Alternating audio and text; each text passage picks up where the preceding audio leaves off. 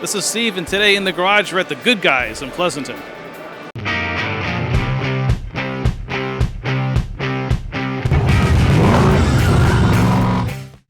Hi, this is Steve. I'm at the Goodguys today with Josiah Coy from Coy Built, and we're going to take a look at his beautiful 1967 GTO that they've restored. I know you've restored several GTOs before. I've seen the beautiful 68. I think when I first met you, you had a gorgeous 65 convertible that actually was an award winner, right? That was a 65 GTO convertible we took to SEMA in 2009. Believe it or not, almost lost my life on the way there, but that's another story for another day. But yeah, that was a GM Design Award winning car, and it's now in the hands of another guy, and he's enjoying it. We'll just put it that way. As he should. And I haven't seen this car, so this car is new to me. Tell me about it. What have you done here? I mean, it's a 67. I can see it has quite a few options on it. So this car started out as a relatively highly optioned 67. The guy behind me came to me back in about 2014 with it. It was just a total basket case, boxes, literally a box built car, and we started with it. Just basically went through full rotisserie restoration from sheet metal work to trying to find pieces and components, and as you see here it is today, pretty much dead stock with a couple minor upgrades. But what type of options are on this car?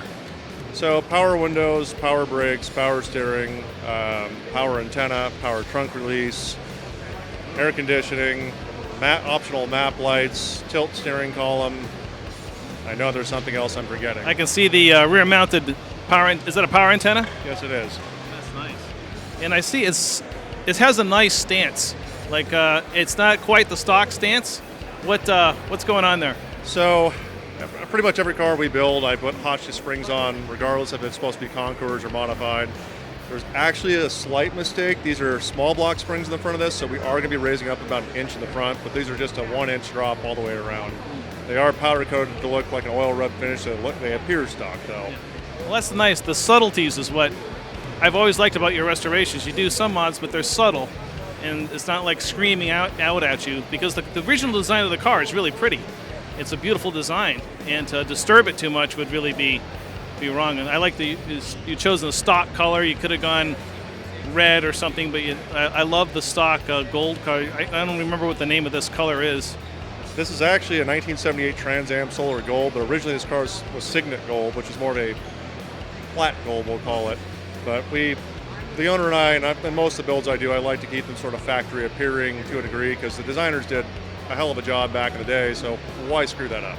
That's the way I look at it. How many miles are on this build now? Have you driven it at all? Or? We've just started driving it. It's got 50 miles on it. I've still got to go through and do some more driving to make sure everything's shaken out, but it drives great so far. I absolutely love this thing. It's just such a cool car. It's such a treat to see this thing. All his cars are great. I love his work. The detail, the attention to detail on everything is amazing. Josiah, thanks so much for showing us this car. Yeah, not a problem. Thanks for coming by. Yeah, appreciate it. And we'll catch you next time in the garage. Please like and subscribe. Really appreciate it.